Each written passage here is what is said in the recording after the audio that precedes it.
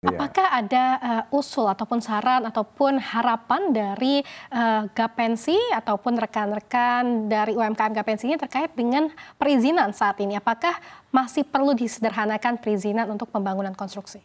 Sangat. Jadi memang kita teman-teman yang ada di pelaku dunia konstruksi, terutama kami di Gapensi ini kan cuma dua, kesempatan kerja dan persyaratan perizinan.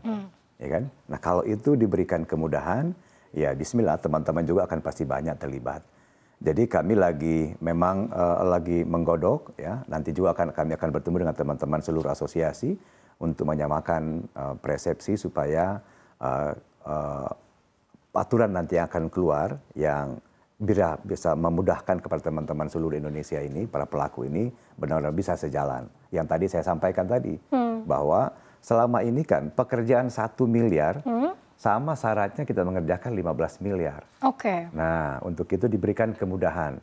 Teman-teman yang ngerjakan mungkin ya kerja puskesmas yang di bawah 2,5 miliar, cukup diawasi dengan teman-teman tenaga ahli yang dari setara dengan STM. Karena memang susah. Kan. Kemudian kita juga minta ini dijabarkan undang-undang bahwa semua pelaksana konstruksi, pekerja itu semua harus disertifikasi. Kita tertipin kan gitu kan ya. Nah mudah-mudahan sebelum masuk pada 2025 itu aturannya sudah selesai. Oke. Ya, karena kalau tidak, ya kalau nggak ada aturan itu, jadi benar-benar kami bermohon kepada Pak Prabowo, ya yang sangat peduli dengan UMKM ini bahwa regulasi yang lagi digarap oleh Kementerian Pekerjaan Umum ini benar-benar bisa terrealisasi untuk bagaimana memproteksi teman-teman pelaku UMKM konstruksi seluruh Indonesia segmentasi ini. Bahwa dikembalikan untuk klasifikasi K1, ada K2, ada K3, ada K4. Jadi batasan-batasan pekerjaan itu bisa dimaksimalkan oleh saudara-saudara kita di seluruh Indonesia. Oke, jadi memang dibutuhkan suatu peraturan yang ada segmentasi, klasifikasi khusus per proyek begitu ya valuasinya. Jadi jangan disamakan semua nominal proyek. Ya, proses perizinan ini adalah hal yang aspek yang sangat kritis ya. Dan kalau ini memang butuh afirmatif dari pemerintah daerah, pemerintah pusat, dan pemerintah daerah tentunya, kalau ini benar-benar bisa jalankan dengan baik, pertumbuhan ekonomi kita di bidang infrastruktur, saya punya keyakinan akan bisa tumbuh dengan baik. Baik, selain dari tadi simplikasi dari peraturan, apakah juga dibutuhkan insentif ataupun bantuan pembiayaan untuk para sektor konstruksi di Indonesia ini? Sangat penting, ya. Jadi di mana-mana saya pergi ke teman-teman daerah, di hadapan gubernur, saya minta kepada bank pemerintah setempat, BPD-nya, supaya memberikan keringanan. Bahkan kami juga bekerjasama dengan beberapa lembaga penjamin ya, beberapa asuransi di lembaga penjamin supaya memberikan proteksi terhadap teman-teman UMKM yang akan mendapatkan pekerjaan itu. Nah, kalau bisa juga para gubernur dan bupati, ya ada regulasi-regulasi, ada perbub supaya ada penunjukan langsung.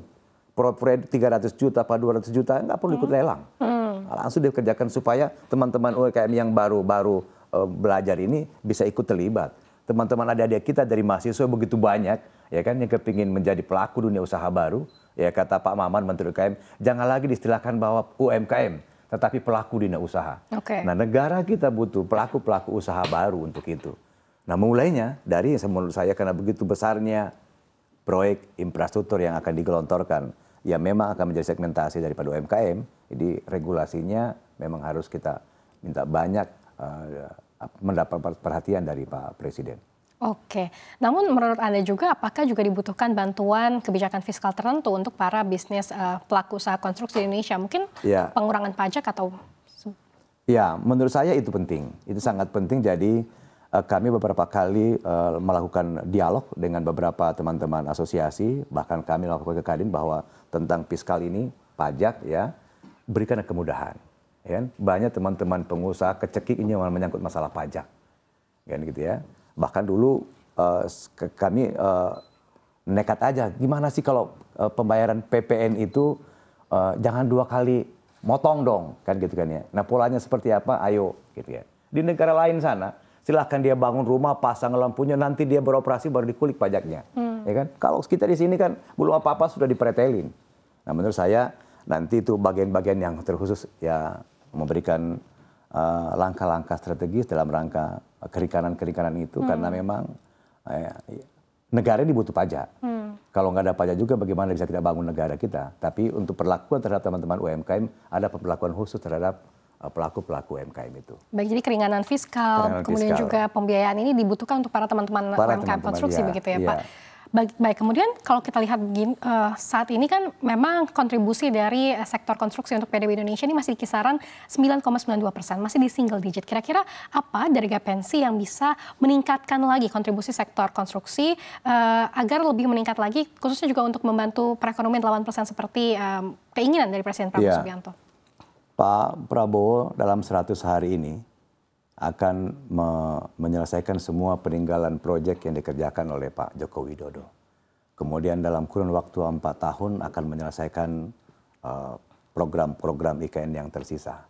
Kemudian perumahan 3 juta rumah yang akan dibangun per tahun ini, kalau benar-benar ini bisa terrealisasi dengan baik, kemudian melibatkan teman-teman UKM, saya punya keyakinan itu bisa naik. Ya, itu semua bisa naik. Itu belum dari rantai pasoknya. Ya, logistiknya, bahan bakunya itu semuanya pada bergerak.